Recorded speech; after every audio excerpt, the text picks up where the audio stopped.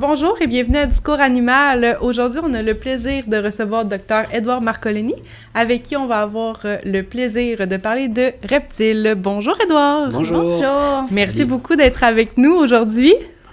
Ça me fait plaisir d'être là. Est-ce que tu pourrais peut-être commencer par ton parcours? Comment en es-tu venu à être vétérinaire? Oui, j'ai toujours aimé les animaux, c'est pas très original pour un vétérinaire. Enfant, j'avais des tortues d'Hermann. Je suis originaire du sud de la France, puis il y avait des tortues dans mon jardin que je gardais l'été, puis on les laissait, on les libérait pour l'hiver, etc. Donc j'ai eu une fascination assez jeune pour les reptiles et les tortues en particulier. J'avais des chiens aussi, puis le vétérinaire de mon village était vraiment une personne que j'admirais beaucoup.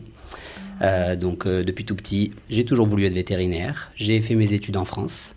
Le hasard m'a amené à appliquer pour faire un stage de 4 mois à l'Université de Montréal sur le campus de Saint-Hyacinthe à la fin de mes 5 ans en France. Okay. Puis c'est là que j'ai eu encore plus le goût de me spécialiser dans les animaux exotiques. J'avais déjà fait des stages, puis j'avais des vétérinaires chez qui j'étais allé en France, notamment un spécialiste en reptiles qui est très connu en France.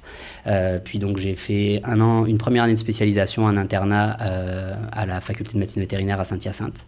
Et pendant cette année d'internat, j'ai eu l'opportunité d'avoir un travail à temps plein à Laval, au centre vétérinaire Laval. Et c'est là que j'ai fait ma résidence. Donc après mon année d'internat, c'était 3 ans de spécialisation dans les oiseaux. Donc officiellement, j'ai un titre de spécialiste pour les oiseaux, mais ayant un grand intérêt pour les reptiles, j'ai toujours poussé pour avoir une certaine clientèle de reptiles, et puis pour pouvoir faire des projets en lien avec les reptiles. OK. Est-ce que tu peux nous guider un petit peu? Mettons que moi, je veux adopter un reptile, puis on part de zéro. Comment tu peux nous guider à savoir lequel choisir exactement? Alors, ce qui est important de réfléchir, c'est pour commencer le temps qu'on va avoir pour bien s'occuper d'un reptile. Puis souvent, les gens ont la mauvaise conception d'un reptile, ça vit dans un terrarium, donc c'est pas beaucoup d'entretien, puis ça va être pas mal plus simple que d'aller promener un chien matin et soir à l'extérieur, etc. Mais malheureusement, c'est quand même assez exigeant et ça peut être complexe de bien s'occuper d'un reptile. Donc les éléments à garder en tête, c'est vraiment, pour commencer, de s'informer sur des espèces qui se gardent facilement en captivité, parce que qu'on parle de tortues, de lézards ou de serpents, il y a vraiment, entre guillemets, des niveaux de complexité selon les espèces qui va varier beaucoup. Et il y a beaucoup de gens qui se lancent sans trop penser à l'importance d'avoir un setup, un environnement très bien contrôlé, ce qui peut parfois être difficile, d'avoir l'équipement adapté, d'avoir le budget pour avoir l'équipement adapté, et ensuite la motivation aussi d'avoir un reptile. Certaines personnes vont vouloir avoir un animal qu'ils vont pouvoir manipuler, avec qui ils vont pouvoir aller dehors, etc. D'autres vont vouloir avoir des animaux uniquement pour leur qualité esthétique. Donc si je prends pour exemple l'expérience que j'ai avec ma clientèle, c'est pas tout à fait les mêmes personnes ou le même profil de personnes qui vont avoir des pitons ou des boas avec des mutations, avec des noms pas possibles qui sont super rares, que des personnes qui vont avoir des dragons barbus, des geckos léopards, des iguanes, et puis la même chose avec les tortues. Donc l'élément à prendre en compte et sur lequel c'est important de réfléchir, c'est vraiment la taille, la complexité et puis le temps à pouvoir y consacrer. Est-ce que tu es capable de nous dire c'est quoi les reptiles les plus fréquents que tu vois à la clinique? Ça a changé depuis le début de ma carrière, je dirais. Donc, j'ai commencé à travailler au Québec en 2010. On avait beaucoup d'iguanes à l'époque. Les iguanes verts, c'était vraiment la mode au début des années 2000, on va dire. Sauf qu'un iguane, ça peut faire pas mal, va dire 1 mètre, 1 mètre 50 de long sans la queue. Donc, quand c'est petit, c'est mignon. Mais après, ça prend un terrarium quand même assez conséquent. Donc, je dirais actuellement que les reptiles qu'on voit le plus en consultation, ça va être des lézards, beaucoup de dragons barbus et beaucoup de geckos léopards. Les geckos, ça a l'avantage d'être assez petits, d'être relativement simple d'entretien, et encore, on va pouvoir y revenir. Il y a beaucoup de problèmes qui sont reliés avec les mauvaises conditions de garde en captivité chez les geckos.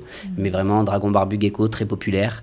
Les tortues à oreilles rouges encore, même si ça, c'est comme tout un autre enjeu. Je veux dire, tout le monde connaît des gens qui se sont achetés une petite tortue comme ça, puis qui se retrouvent avec une tortue qui fait 1,5 kg, qui doit être dans un gros aquarium, puis c'est de l'ouvrage, puis c'est contraignant de bien entretenir un aquarium. Et ensuite, Python Royal, un grand classique chez des serpents d'une certaine taille, mais quand même pas trop gros et pas si complexe à garder. Et les corn snakes, je dirais. Les quoi? Les corn snakes. Les couleuvres, serpents des blés, les couleuvres, qui sont une espèce de serpent. Où est-ce qu'on peut, en fait, adopter un reptile? Est-ce qu'il y en a dans les animaleries? Est-ce que c'est des éleveurs pour la plupart, j'imagine? Oui, il y en a dans beaucoup d'animaleries. Un des enjeux avec les animaleries, c'est que les personnes qui travaillent là et qui travaillent dans le secteur des reptiles ne sont pas forcément des personnes qui sont extrêmement compétentes. C'est souvent des gens qui ont forcément l'intérêt de travailler avec les reptiles, mais souvent les propriétaires qui viennent nous voir et qui ont acheté un reptile en animalerie n'ont pas forcément eu les meilleurs conseils sur les températures, sur les types de lampes et de systèmes de chauffage à avoir, sur le substrat, sur l'alimentation même. Et ensuite, en tout cas dans la grande région de Montréal, il y a aussi plusieurs éleveurs ou on va dire animaleries spécialisées qui font vraiment uniquement des reptiles. Donc j'ai aussi beaucoup de gens qui vont aller acheter leurs reptiles là-bas. Et puis ensuite, je pense qu'il y a un petit monde de passionnés puis de collectionneurs, que ce soit au Québec et au Canada. Puis ensuite, il y a des foires ou des forums sur lesquels il y a des animaux qui vont être exposés puis qui sont parfois à vendre, et les gens vont aller s'acheter les reptiles sur ces événements-là, ces foires-là. Est-ce que ça fait partie justement d'une bonne place où aller chercher de l'information au besoin? Dans les forums, où vaut mieux appeler un vétérinaire? C'est certain qu'en théorie, le vétérinaire va être la meilleure ressource pour avoir des informations, sauf que parfois, surtout avant d'adopter son animal, ça peut être difficile d'avoir accès à un vétérinaire, puis ça peut être difficile de trouver toutes les informations sur les sites internet pour les reptiles. Il y a des magazines spécialisés, donc les animaleries spécialisées pour les reptiles, habituellement, les personnes qui travaillent là sont quand même assez connaissantes et ont beaucoup d'expérience. Et ensuite, effectivement, il y a des groupes de discussion. Les groupes de discussion, c'est comme pour toute passion et tout hobby. Il y a des gens qui disent des très bonnes choses, d'autres qui vont dire des bêtises, donc c'est certain que c'est difficile de faire le tri entre les bonnes et les mauvaises informations dans tout ça. Parce que je me demande si, par exemple, je voulais acheter une petite tortue puis qu'elle grossit, je me souviens plus le nom que tu as nommé. La tortue oreille rouge. Oui, c'est ça. Où on pourrait avoir cette information-là? Google? On peut juste googler? C'est certain que avec des recherches simples sur Wikipédia ou sur Google, il y a quand même une idée. L'espérance de vie aussi, ça c'est aussi un enjeu. J'ai beaucoup de jeunes professionnels qui sont embêtés parce qu'ils avaient un lézard ou une tortue qu'ils ont adopté quand ils étaient adolescents qui vivaient chez leurs parents. Puis là, il faut déménager avec, il faut avoir le terrarium ou l'aquarium dans le petit studio étudiant. Puis ensuite, c'est vrai. Quand on travaille beaucoup plus, quand on a une famille, etc. Puis la plupart des reptiles sont des animaux, la plupart des espèces vont être des animaux qui vont vivre 20, 30, 40 ans. Donc c'est quand même un engagement sur le long terme pour la plupart des espèces qu'on va avoir avec les reptiles. C'est à prendre en considération avant d'adopter. Oui, l'espérance de vie, ça c'est un gros enjeu. Puis justement, les tortues oreilles rouges, encore une fois, ça c'est un gros problème parce que une tortue oreille rouge, ça peut vivre 30, 35, 40 ans. Et contrairement à beaucoup d'espèces de reptiles qui vont avoir énormément de problèmes quand elles sont gardées dans des mauvaises conditions, les tortues oreilles rouges, c'est des vrais survivors, là, c'est des vraies guerrières. Puis ça en prend beaucoup pour qu'elles soient malades. Donc il y en a beaucoup qui vont vieillir, parfois mal vieillir, mais qui vont être abandonnées. Et par exemple, à la SPCA de Montréal, là je ne sais pas exactement, mais je pense qu'ils ont une vingtaine ou une trentaine de tortues oreilles rouges à donner parce qu'ils se retrouvent pris avec des tortues adultes dont les gens veulent se débarrasser. Puis il n'y a pas vraiment de refuge pour les accueillir. Donc c'est un gros enjeu, par exemple. Oui, parce qu'on entend souvent des parents qui veulent, justement, on va adopter une tortue reptile. C'est ça pour l'enfant au lieu d'avoir un chien. Moi, j'ai pas envie de le sortir et tout ça, mais en sachant qu'il peut vivre 40 ans, c'est un autre engagement, là. Exactement, ça, pensez-y bien, oui. J'avais entendu, je pense que tu avais mentionné aussi qu'il y avait des risques à manipuler certains reptiles pour la santé de l'humain. Oui, je dirais qu'il y a 2 catégories de risques différents qu'on va avoir avec les espèces. Avec toutes les espèces, ou en tout cas la très grande majorité des espèces de reptiles sont porteurs de Salmonella. Salmonella, c'est une bactérie qui va la plupart du temps provoquer des diarrhées chez les humains. Puis une personne qui est en bonne santé avec un bon système immunitaire a un risque quand même très très faible. C'est rare d'avoir ce genre de problème, mais c'est important de le garder en tête parce que par exemple, quand on achète un reptile pour un enfant, ça va être important de l'éduquer non seulement à ce que l'animal, le reptile, soit manipulé toujours sous la supervision des parents, et de bien penser à se laver les mains suite aux manipulations. On sait bien que les enfants vont mettre leurs mains partout, notamment dans la bouche, donc ça peut vite arriver. Et donc les personnes qui vont avoir un système immunitaire plus faible, donc notamment les enfants en jeune âge, les personnes immunosupprimées, les personnes âgées, vont avoir un risque un petit peu plus important de tomber malade en fait. Et donc la plupart des reptiles étant considérés comme des porteurs de Salmonella, ça va être le risque principal qu'il faut garder en tête. Le deuxième risque, ça va être, selon les espèces, les risques de blessures, que ça soit des griffures, des morsures ou des coups. Donc par exemple un iguane qui n'est pas du tout un animal très agressif, un iguane qui n'est pas content ou qui a peur et qui se débat, ça peut vraiment griffer au point de faire saigner puis de faire des grosses blessures. Ça peut donner des gros coups de queue et éventuellement ça peut mordre. Et la morsure, considérant qu'il y a de la salmonellose et encore plein d'autres bactéries dans leur bouche, puis la plupart des bactéries des reptiles sont des bactéries qui sont assez méchantes pour les humains, les plaies vont beaucoup s'infecter. Donc il faut quand même faire bien attention. Et la règle de base, c'est vraiment de toujours bien se laver les mains après avoir manipulé un reptile.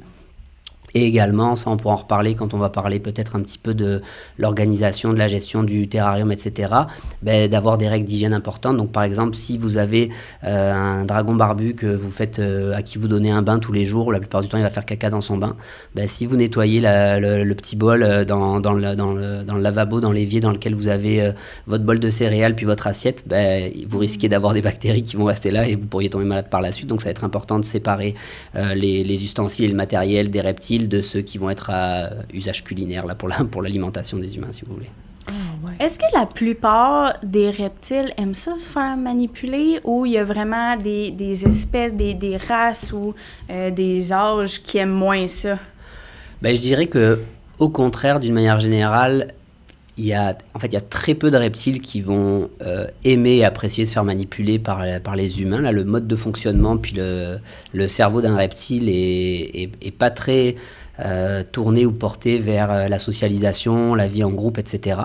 Donc, ça serait plutôt des exceptions que je dirais. Et justement, lézards et tortues, il y a quand même des exemples, puis j'ai beaucoup de propriétaires qui vont m'en parler. La nourriture et la chaleur, ça va être les 2 sources de motivation, souvent des reptiles.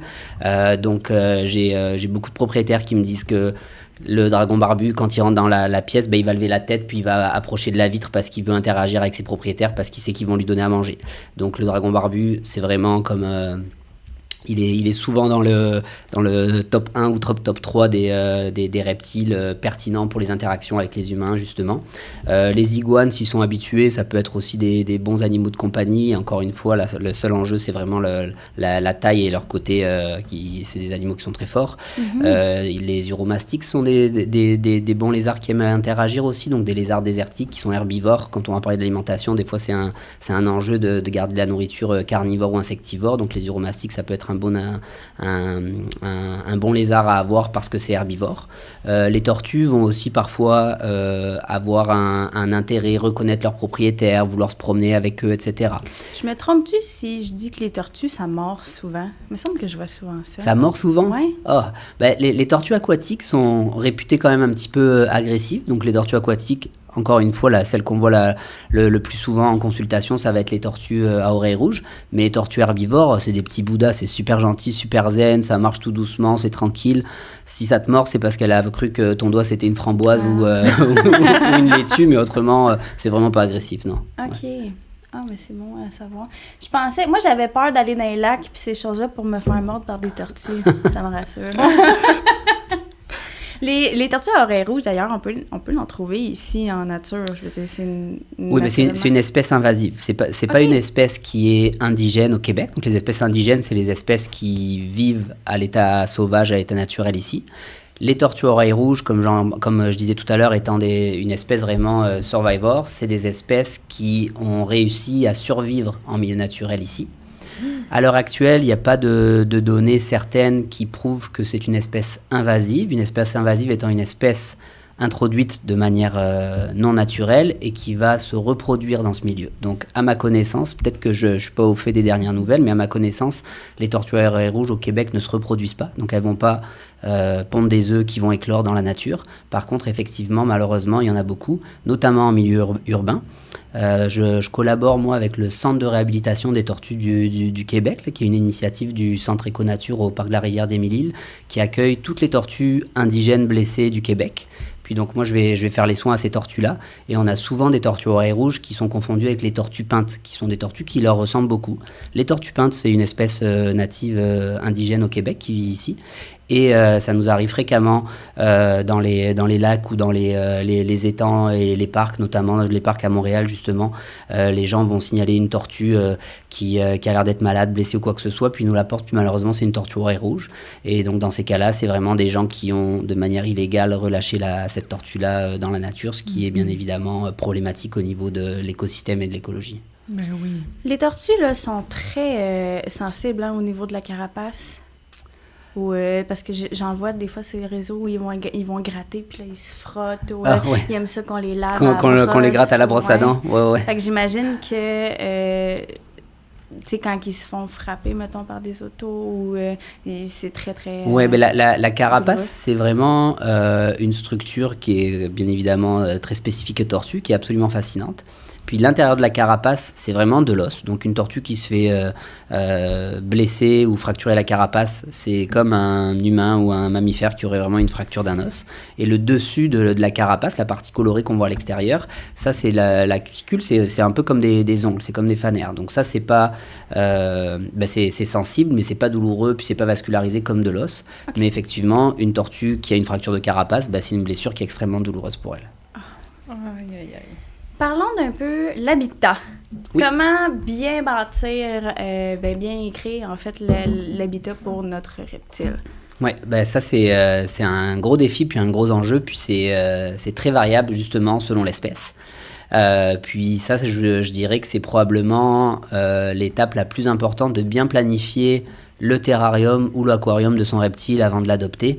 C'est quelque chose qui est très important, que ça soit au niveau de l'espace et de la taille du vivarium, que ça soit ensuite au niveau de son fonctionnement et de son entretien, et également donc du matériel qui va être nécessaire, parce que la facture pour un terrarium ou un vivarium qui est très très bien organisé, ça peut vraiment monter très rapidement à plusieurs centaines, voire quelques milliers de dollars. Là, c'est quand même un investissement qui est significatif.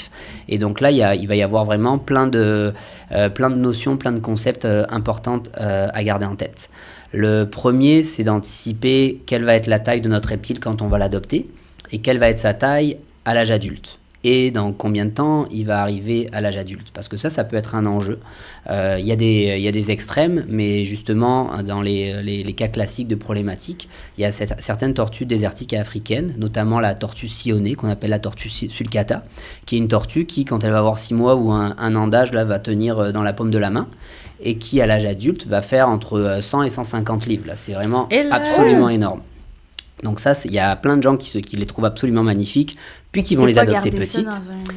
Puis une fois qu'ils l'ont depuis 5 ans, 7 ans, 10 ans, ça commence à être compliqué. J'ai un propriétaire qui était super bon, qui avait comme un abri de piscine complet pour sa tortue à l'extérieur.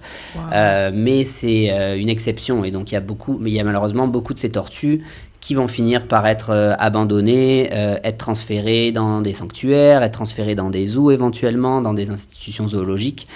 Donc ça, c'est vraiment un enjeu. Donc la planification de la croissance de notre reptile va être quand même assez importante pour déterminer est-ce que je peux avoir un terrarium qui va rester toujours le même, ou est-ce que j'en prends un petit quand l'animal est bébé, puis je vais en avoir un qui va être un petit peu plus grand quand il va être à taille adulte, et de s'assurer qu'on ne va pas finir justement avec un iguane qui aurait besoin de vivre dans la salle de bain au complet, ou une sulcata qui aurait besoin d'avoir forcément une pièce à elle entière, ce qui va être compliqué, ou un garage au complet, ce qui va être compliqué à gérer. Est-ce que c'est envisageable de faire comme il y a un terrarium, mais il vit aussi libre dans la maison? Alors, ça peut l'être pour certaines espèces, mais de manière générale, c'est une mauvaise idée parce que y a peu d'espèces, surtout sur le marché des reptiles de compagnie, on va dire, qui sont adaptés à vivre dans une maison au Québec, à cause des spécificités de température, d'humidité et d'exposition aux UVB. Donc si on revient un petit peu sur les éléments clés de réflexion pour l'organisation d'un terrarium, le premier point, ça va être vraiment le gradient de température. Donc on entend souvent dire les reptiles, c'est des animaux à sang froid, etc. Le fait que les reptiles soient ectothermes, ça veut dire que la température du corps va varier avec la température du milieu extérieur. Et la température du corps, c'est ce qui va déterminer le métabolisme, donc le bon fonctionnement de l'organisme.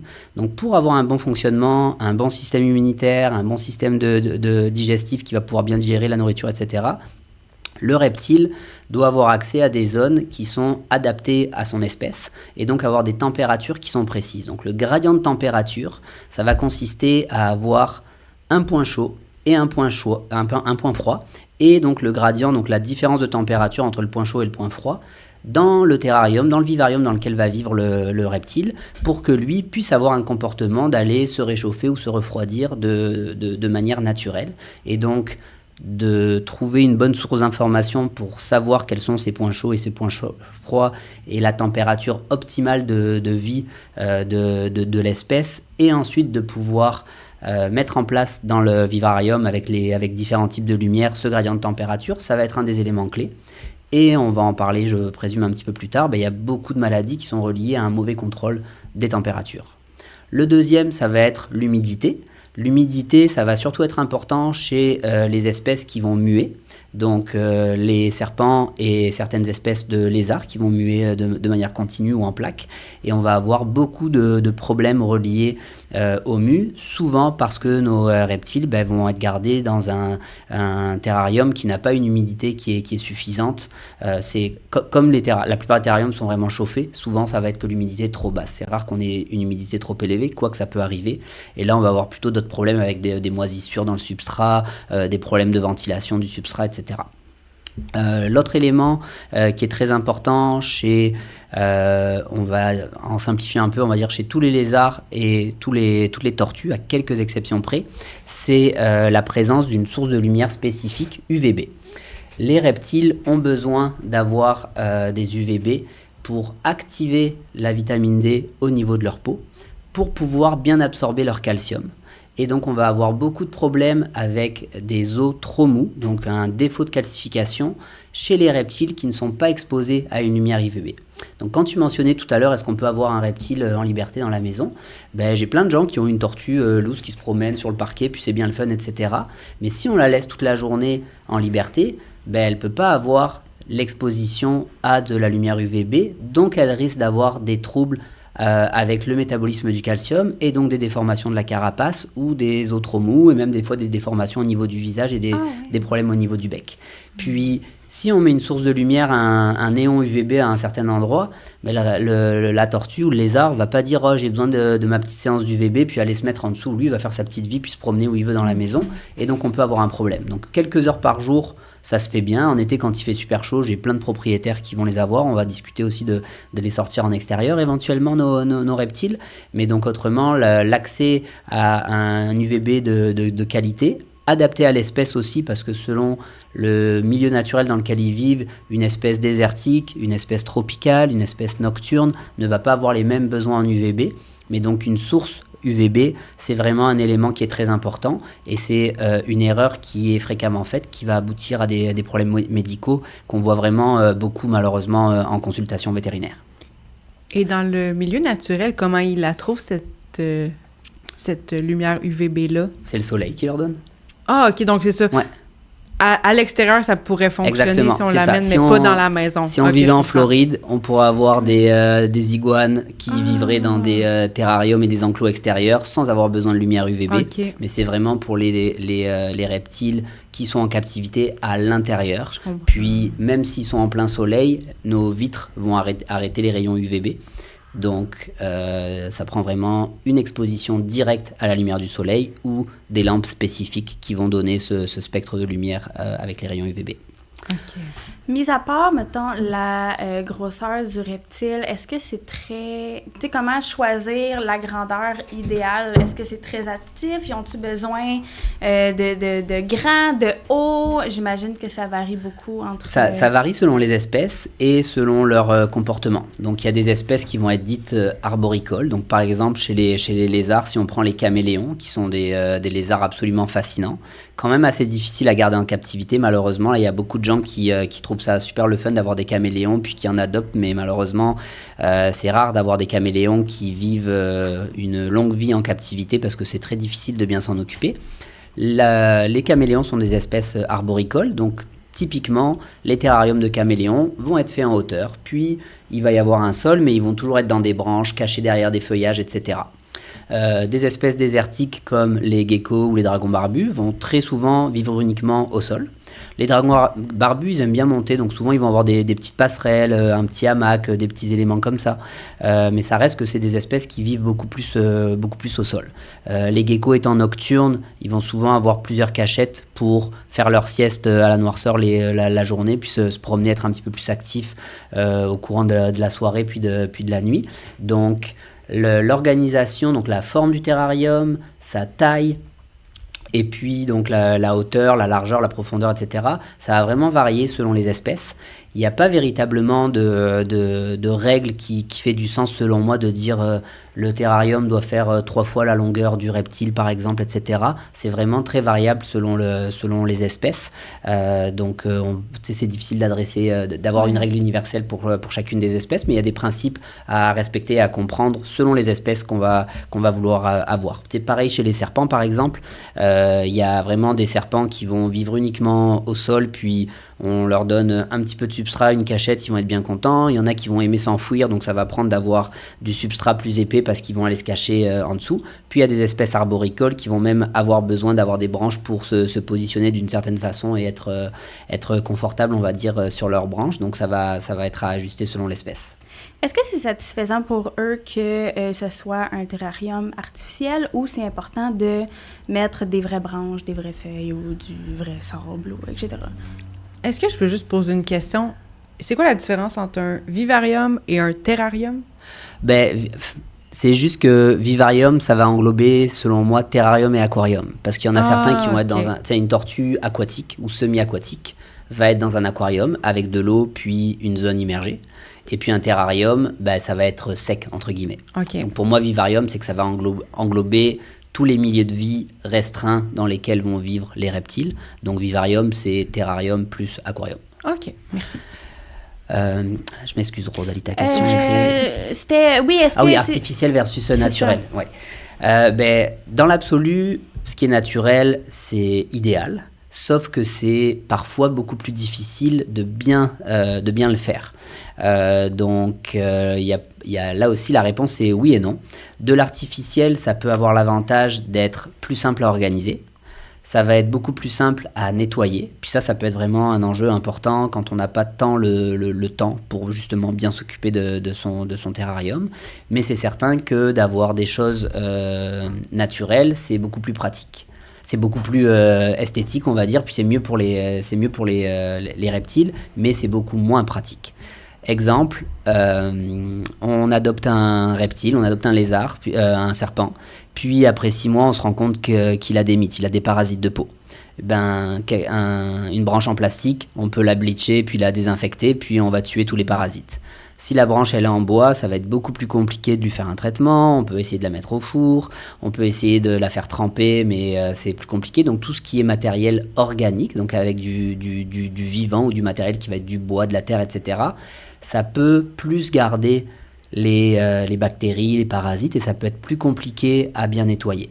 Mais c'est plus naturel et c'est plus esthétique. Est-ce qu'on peut contaminer notre reptile avec des branches qui viennent justement de l'extérieur? De l'extérieur, je dirais probablement pas, parce que souvent, les parasites des reptiles vont être des parasites qui sont plus ou moins spécifiques d'espèces. Donc, en te promenant dans la forêt ici, je suis pas sûr que tu vas tomber sur un boa constrictor ou un python. Donc, si jamais il y avait des parasites, c'est pas des parasites qui vont être intéressés à aller parasiter notre serpent tropical. Donc, souvent, les parasites, ils vont être introduits par un nouvel individu, donc un nouveau reptile qu'on aurait acheté, qu'on aurait adopté. Ou alors, il y a certaines places, animalerie, élevage, etc., qui vont vendre du matériel, mais où il y a aussi des animaux. Et dans ces cas-là, souvent le matériel, le substrat, s'il y a beaucoup de parasites dans la place où on va acheter son matériel, c'est possible qu'on revienne avec des parasites dans le substrat. Le substrat, donc c'est ce qui est dans le fond du terrarium, ça justement c'est un gros enjeu parce qu'il y a plein de matériaux différents. Il y a plein de choses qui sont super le fun, mais c'est aussi parfois plus compliqué à entretenir et ça peut entraîner des problèmes. Donc, gecko léopard, le plus classique, espèce désertique, ou même les dragons barbus. Espèces désertiques, donc souvent les gens vont vouloir les mettre sur du sable, parce que c'est ce qu'ils auraient dans les milieux naturels d'où est-ce qu'ils proviennent. Sauf que, quand ils vont s'alimenter, si les proies, les insectes qui mangent sont en train de se promener sur le sable, il y en a qui vont ingérer du sable et l'avaler. Et ça m'est arrivé à de nombreuses reprises d'avoir des geckos, des dragons barbus qui avaient une obstruction digestive, donc vraiment comme un bloc de sable aggloméré dans l'estomac ou dans les intestins, et pour lesquels la seule façon de les guérir, c'est une opération qui est quand même complexe et surtout coûteuse, alors que s'ils étaient restés sur du Scott Towel ou un petit prélard, un petit tapis tout simple, ça serait jamais arrivé. Donc, les substrats naturels, ça a beaucoup d'avantages. Si on prend pour les espèces tropicales, ça va avoir aussi l'avantage de garder plus d'humidité. Mais d'un autre côté, il va y avoir un enjeu au niveau de la sécurité, surtout avec l'alimentation et la désinfection. Quand nos reptiles vont faire leurs besoins dans le terrarium, d'aller nettoyer une selle ou de l'urine qui va être imbibée ou qui va avoir coulé un petit peu dans le substrat, c'est un petit peu plus compliqué que de prendre une petite guenille pour aller nettoyer un papier essuie-tout ou retirer un papier essuie-tout ou aller nettoyer quelque chose qui va être un peu plus synthétique. Est-ce qu'on peut entraîner un reptile à aller faire ses besoins dans une partie, par exemple? Alors, l'entraîner à devenir propre, je suis pas certain, quoique probablement qu'il y a certains entraîneurs qui me diraient qu'ils y sont arrivés parce que tout animal s'entraîne dans la vie, puis il y a des entraînements, il y a des concepts super cool de medical training avec les reptiles. Par contre, très souvent, tortues et lézards, si on les baigne souvent, ça va déféquer quand ça va prendre son bain. Donc tout à l'heure justement, on parlait des tortues sulcata, là, les fameuses toutes petites qui deviennent géantes. Moi, il y a quelques années, il y a une dizaine d'années maintenant, avec ma conjointe, on avait réchappé 2 tortues justement qui s'étaient fait abandonner parce qu'elles étaient devenues trop grosses. Donc il y en avait une qui était à peu près 3-4 kilos, puis l'autre qui était pas mal à 7-8 kilos. Là, c'était quand même des grosses tortues. Donc on leur avait fait plutôt un enclos qu'un terrarium. À l'intérieur, on était déjà dans un condo de même pas 1000 pieds carrés à Montréal. C'était assez serré, donc elles étaient dans notre salon avec des petites barricades pour qu'elles restent justement sous leur lumière. Mais tous les matins, on les mettait dans la baignoire pendant 1 heure. Puis les deux faisaient des gros caca. Là, ça mange, c'est herbivore comme animal, donc ça fait vraiment comme des bousses de vache ou de cheval. Là, c'est assez énorme. Puis, fallait qu'on les mette dans le bain le matin, puis elles faisaient leurs besoins. Puis les jours où on n'avait pas le temps ou qu'on les mettait pas assez longtemps et qu'elles faisaient pas, là, elles faisaient leurs besoins dans le salon, puis c'était la catastrophe à ce moment-là. Donc, avec des bains quotidien, souvent il y a beaucoup de reptiles qui vont être stimulés à faire leurs besoins dans le bain. Puis souvent, nos reptiles en captivité vont pas beaucoup boire, puis vont avoir une certaine déshydratation sous-clinique qui peut devenir problématique après des années. Donc moi, je vais pas mal recommander à tous mes propriétaires de donner un bain, idéalement tous les jours, 15 à 30 minutes, à leur reptile. C'est peut-être un peu moins vrai pour les serpents, quoique ça pourrait marcher. Mais donc, il y a beaucoup de lézards ou de tortues qui peuvent être entraînés entre guillemets, mais qui vont faire leurs besoins tous les jours dans le bain. Puis quand on dit donner un bain, c'est juste de le mettre dans l'eau. Oui, c'est pas exactement. de le nettoyer ou non, tout à fait. C'est juste le laisser dans un fond d'eau. Là, donc, dépendamment de l'espèce, ça peut être un petit bac en plastique, là, un petit Tupperware, ou dans la baignoire. Si c'est moi, dans le cas de mes tortues, c'est vraiment dans notre baignoire à nous. Pas le choix. Mais exactement, on les fait tremper avec un petit peu d'eau juste pour que les fesses trempent et que souvent ils vont boire par eux-mêmes à ce moment-là dans l'eau. Et puis d'avoir le cloaque qui est dans l'eau, ça va les stimuler à faire leurs besoins. Est-ce que c'est facile de mettre ensemble 2 individus? Ça dépend de l'espèce, là aussi. Mais il faut garder en tête que de manière générale, les reptiles, ce ne sont pas des animaux qui sont grégaires, qui sont sociaux. Ils n'ont pas besoin de vivre en groupe. Et dans la nature, la plupart du temps, ils vont vivre seuls leur petite vie et ils vont se retrouver uniquement pour se reproduire. Alors c'est vrai qu'il y a quand même des espèces qui vont vivre en groupe où il y a des endroits où on sait qu'on va en voir plein en même temps. Là, si on pense, tout le monde est allé déjà, je pense, en voyage dans le sud, puis il y a les iguanes de mer, puis là on en voit 10 sur les rochers ensemble. Mais ça reste que ils vivent pas en groupe comme s'ils étaient chummy comme d'autres espèces. Si je prends l'exemple les perroquets c'est vraiment très important pour eux de vivre en groupe. Des espèces sociales aussi comme les rats, les lapins, les cochons d'Inde c'est important pour eux d'être à plusieurs. Donc avec les reptiles, c'est moins le cas. J'ai quand même des propriétaires qui ont plusieurs individus dans le même terrarium, mais ça va être important d'avoir assez d'espace pour les deux, que chacun puisse avoir des zones au point chaud, au point froid, des zones de cachette, etc. Et souvent, il va y avoir un petit peu de compétition et de chicane, que ça soit pour la nourriture ou, selon les saisons, si on a des mâles et des femelles, pour des comportements de reproduction. Donc, mis à part quelques exceptions, je dirais qu'habituellement, je recommande vraiment qu'on garde les reptiles séparément. Ouais. Est-ce que tu voudrais nous parler un petit peu de l'alimentation? Qu'est-ce qu'il faut savoir pour bien alimenter son reptile? Ouais. Alors, l'alimentation varie selon l'espèce. De manière simplifiée, je dirais qu'il y a 3 grandes catégories d'alimentation pour les reptiles. Les carnivores, les insectivores et les herbivores. Donc les carnivores, ça va être majoritairement les serpents, chez qui on va recommander de donner des proies. Souvent, ça va être des rongeurs. L'idéal, la manière la plus éthique de les nourrir, ça va être de leur donner des proies congelées, décongelées. Certains serpents vont malheureusement pas être habitués ou vont être difficiles à nourrir avec des proies mortes, donc il y a des propriétaires qui vont leur donner des proies vivantes. Ça, c'est un peu moins éthique parce que forcément, ça apporte de la détresse pour le rongeur qui est dompé dans le terrarium ou dans le bac avec le serpent. Puis il y a aussi, si les propriétaires se disent moi je m'en fous, c'est naturel, mon serpent, il faut bien qu'il mange. J'ai aussi plusieurs fois vu des serpents qui vont se faire blesser par la proie. Donc quand ils vont la capturer, s'ils la mangent pas directement, il y a des souris ou des rats qui vont se retourner contre le serpent et vraiment, en essayant de se débattre et de fuir, blesser puis mordre le serpent. Donc, congeler, décongeler, c'est ce qui est le plus simple. Puis ça va être le mode d'alimentation le plus facile. Puis chez les serpents, je dirais que c'est les espèces chez qui on a le moins de problèmes médicaux reliés à l'alimentation.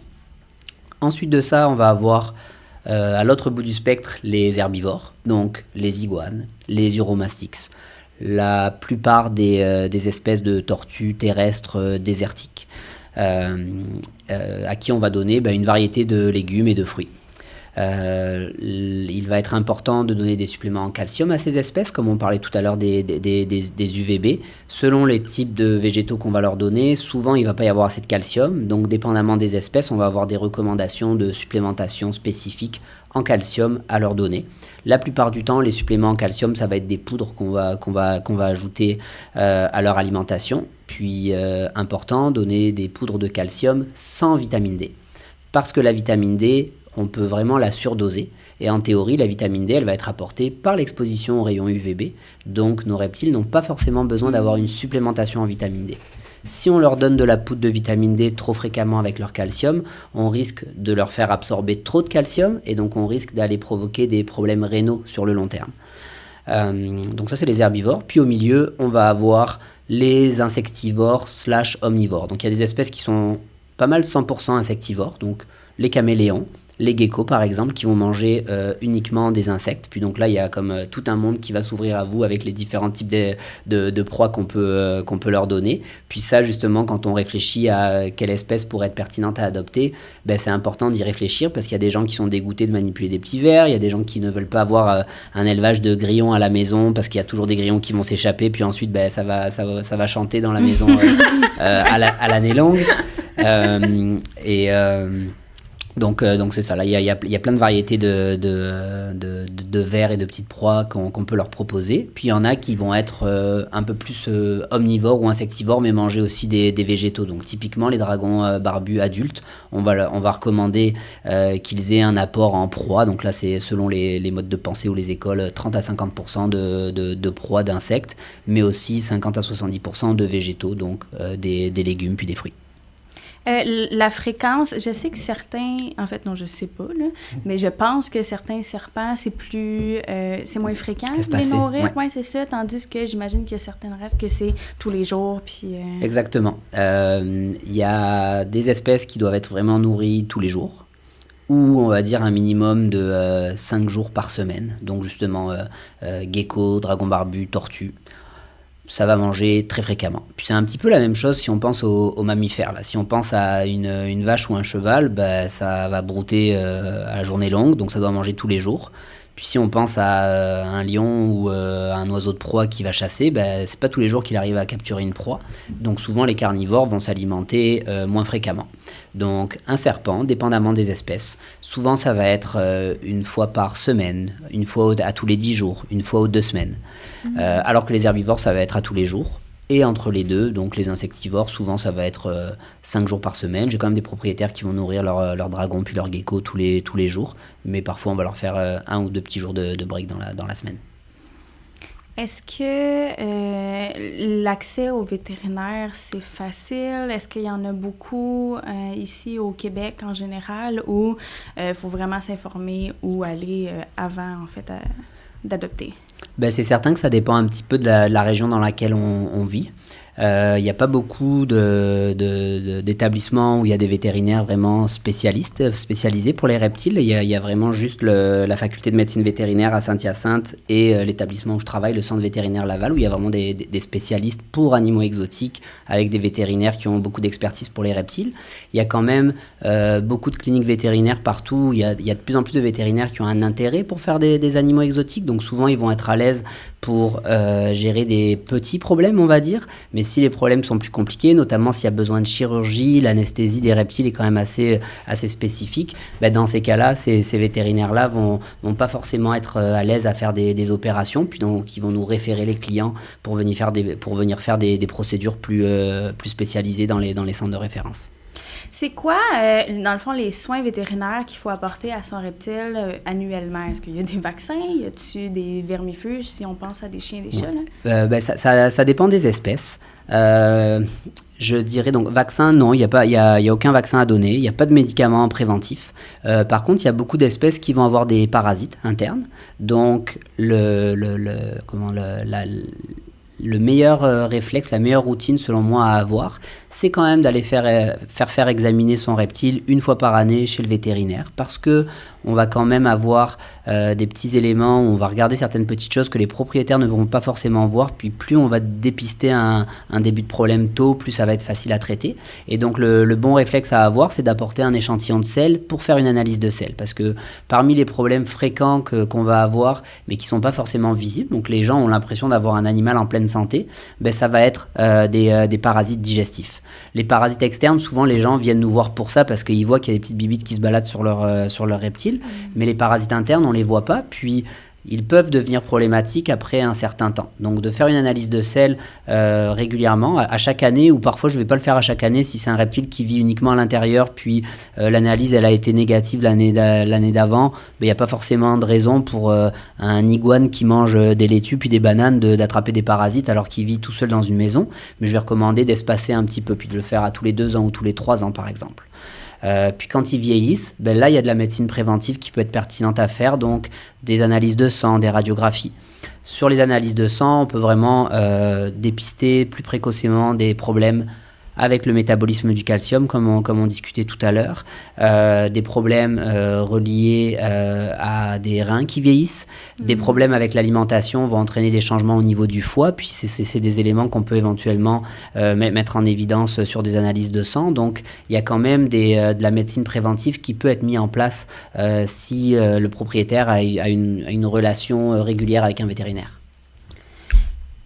Je me demandais comment qu'on amène notre reptile chez le vétérinaire. Est-ce qu'on amène le terrarium au complet?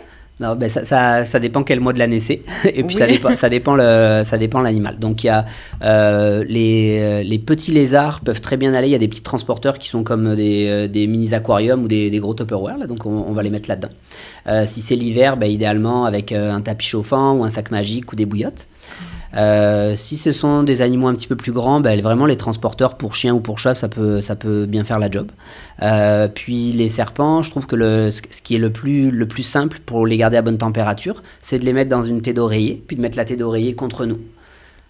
La bouillotte qui va être la plus stable en température, ça va être notre corps qui va toujours être à la même température, puis ça leur permet de rester quand même à une température relativement chaude. Autrement, il y a des grosses glacières qui vont pouvoir maintenir la température. Donc le serpent peut être mis dans un transporteur, le transporteur dans une grosse glacière, puis des dispositifs chauffants avec un thermomètre qu'on met à l'extérieur pour contrôler la température. Donc en hiver, par exemple, quand j'ai des gros spécimens, là, si j'ai des boas qui vont être 2 fois plus longs que la table, qui vont venir vraiment dans des gros bacs, dans ce cas-là, les propriétaires vont les mettre dans une grosse glacière en styrofoam avec des systèmes de chauffage, puis ils vont surveiller pendant le trajet la température avec un thermomètre à sonde qui va être à l'extérieur de la glacière. Ça agit comment un serpent chez le vétérinaire?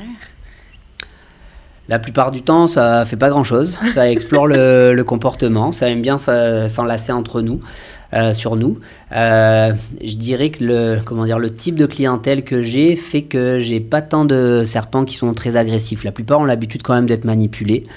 S'ils sont agressifs, souvent les propriétaires ont l'habitude de les manipuler, donc avec des crochets puis des gants, on s'assure juste qu'ils vont pas nous attaquer, on tient bien la tête, puis ensuite on va pouvoir faire l'examen du corps au complet. Donc c'est curieux, ça se promène, ça explore l'environnement en reniflant avec la langue souvent, mais disons que c'est pas vraiment stressé, là c'est une petite force tranquille qui se promène puis qui regarde ce qui se passe autour.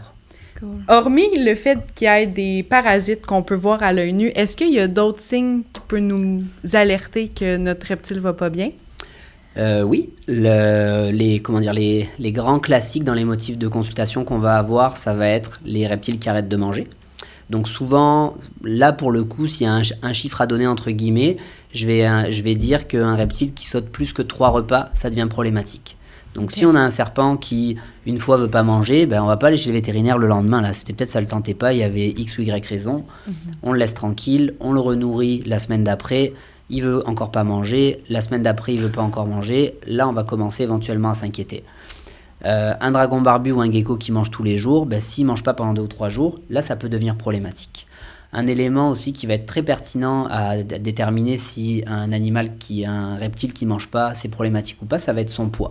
Donc, il y a plusieurs raisons et il y a plein d'espèces qui vont avoir des anorexies saisonnières, donc ils vont arrêter de manger pour X ou Y raison à un moment donné dans l'année. Si l'animal ne perd pas de poids, il y a moins de raisons de s'inquiéter que s'il perd du poids. Donc une anorexie associée à une perte de poids, ça doit motiver une visite vétérinaire quand même assez rapidement. Okay. Ensuite de ça, il va y avoir chez les lézards justement, les dragons barbus, les geckos ou même les serpents, des problèmes avec la mue. Donc chez les espèces qui muent en une seule pièce, donc pas mal les geckos léopards puis tous les serpents, s'il y a des mues qui sont retenues à certains endroits, ça peut devenir problématique. Donc il peut y avoir des petites plaies. On a beaucoup de lézards qui vont perdre les griffes au niveau des ongles parce que la mue retenue va faire comme un petit garrot, une constriction, le sang se remplit au bout des doigts puis ça va tomber. Donc des problèmes de mue ou de plaies, on va en voir quand même assez fréquemment. On va avoir aussi, selon les espèces, grand classique chez les serpents, des problèmes respiratoires. Donc des sécrétions au niveau des narines, des petites bulles, de la salive au niveau de la bouche. Des fois les propriétaires les entendent siffler alors qu'habituellement ils font pas de bruit.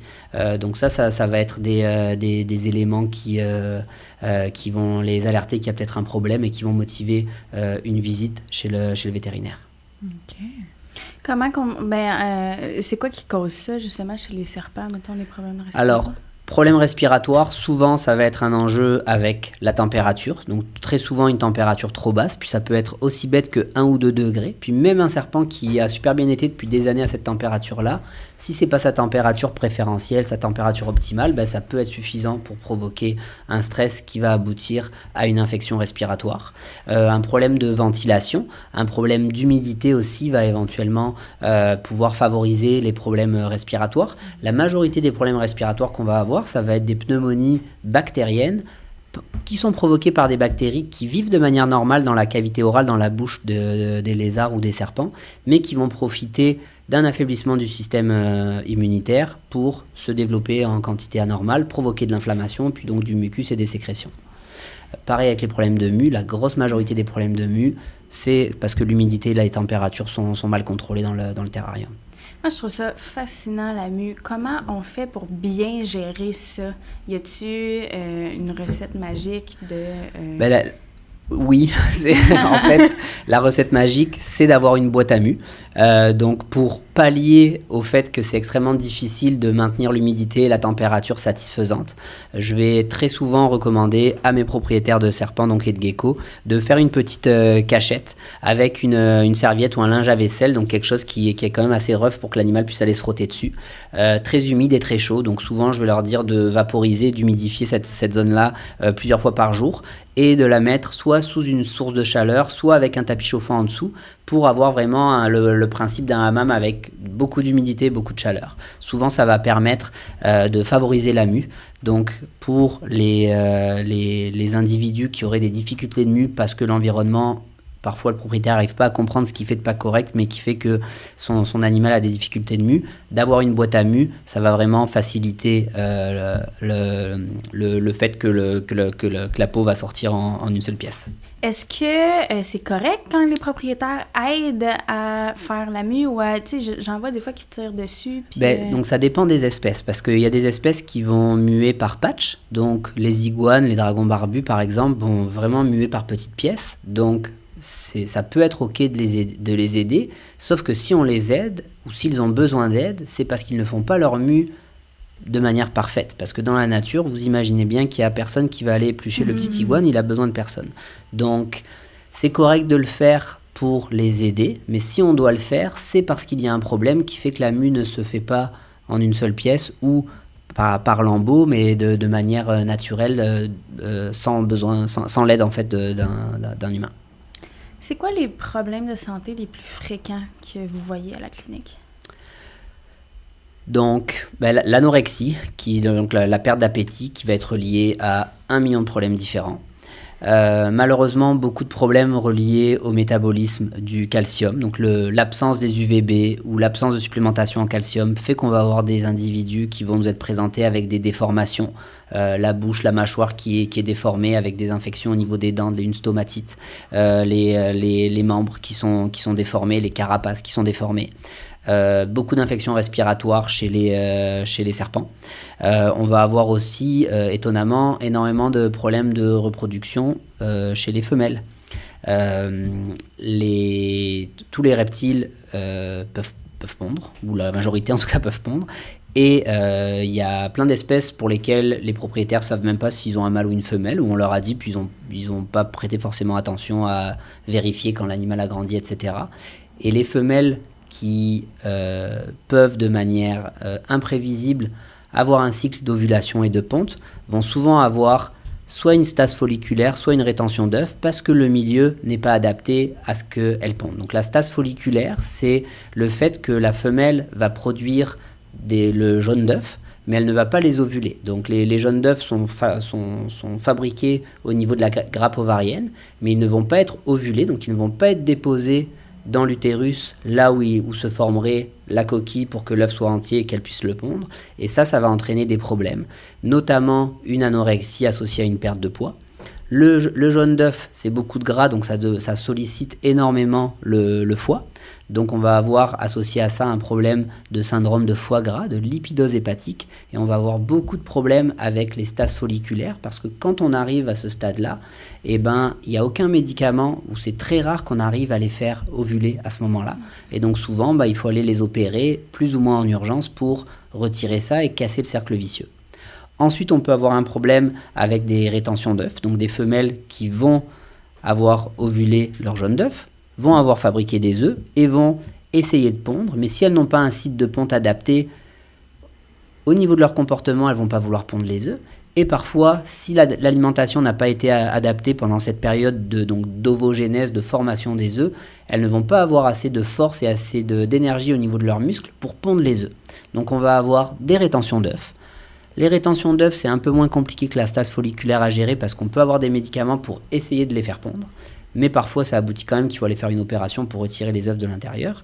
Et enfin, on peut avoir des prolapses. Donc ça, c'est quand le cloaque, et donc quand c'est relié à des problèmes reproducteurs, parfois l'utérus, va être sorti, va être expulsé à l'extérieur du corps parce que les œufs sont bloqués, parce qu'elles n'ont pas assez de calcium pour avoir les contractions musculaires pour pondre les œufs. Donc on a quand même beaucoup de problèmes reliés au comportement reproducteur. Puis donc ça, c'est majoritairement chez les femelles. On peut avoir des problèmes avec les mâles au niveau des hémipénis parfois, mais c'est surtout chez les femelles qu'on va avoir beaucoup de problèmes.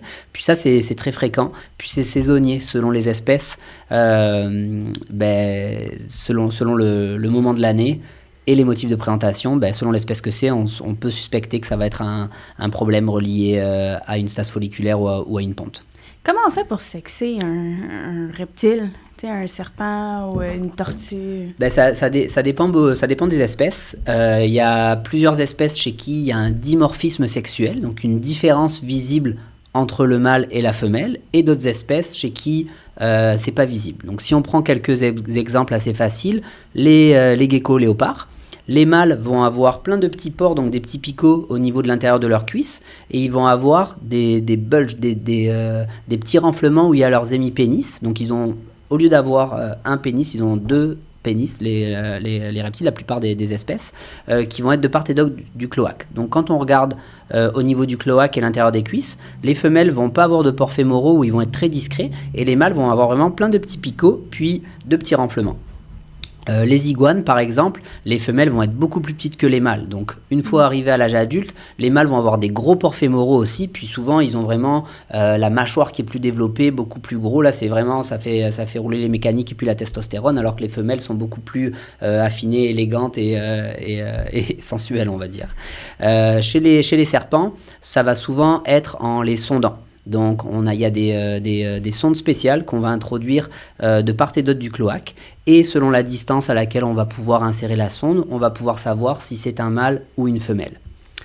Chez les tortues, là ça dépend énormément des espèces, mais les tortues semi-aquatiques, si on prend par exemple les tortues à oreilles rouges, les mâles vont avoir des griffes au niveau des pattes avant beaucoup plus longues que les femelles, et au niveau de la queue des mâles va être beaucoup plus longue et le cloaque va être beaucoup plus loin sur la queue. Puis tout ça a une visée de reproduction. Les griffes au niveau des pattes avant, c'est pour pouvoir grimper sur la carapace de la femelle et se stabiliser. Et au niveau du cloaque et de la queue, pour se reproduire, le mâle qui va être donc à côté sur le dos de la femelle doit avoir un cloaque qui va pouvoir aller chercher le cloaque de la femelle, donc une queue plus longue et le cloaque plus loin pour que son phallus puisse aller ensemencer la femelle au niveau de son cloaque. Donc ça varie beaucoup selon les espèces. Il y a des espèces chez qui on ne peut pas faire de différence. Donc dans les exemples auxquels je pourrais penser, il y a les skinks à langue bleue par exemple, qui sont des lézards fascinants. Là, c'est des vrais bulldozers qui viennent d'Australie. Les mâles et les femelles, impossible de faire la différence. Il y a des articles et des techniques qui sont sortis pour réussir en injectant un milieu de contraste au niveau de justement du cloaque pour prendre des radiographies pour le faire. Il y a des espèces chez qui on va faire une échographie pour aller regarder si on voit des testicules ou des grappes ovariennes. Puis donc ça, ce sont des espèces chez qui tu me montres un mâle ou une femelle, je suis incapable de te dire si c'est un mâle ou une femelle sans faire des radios ou une échographie, par exemple. Mais si j'ai bien compris, c'est quand même important de sexer son animal si on veut adapter sa condition. Oui, c'est certain que de manière générale, pour les reptiles, et puis bon, ça serait la même chose pour les oiseaux, mais c'est pas le topic d'aujourd'hui, je recommanderais fortement aux gens d'essayer d'adopter un mâle parce qu'on a énormément de problèmes reliés à la reproduction et aux pontes.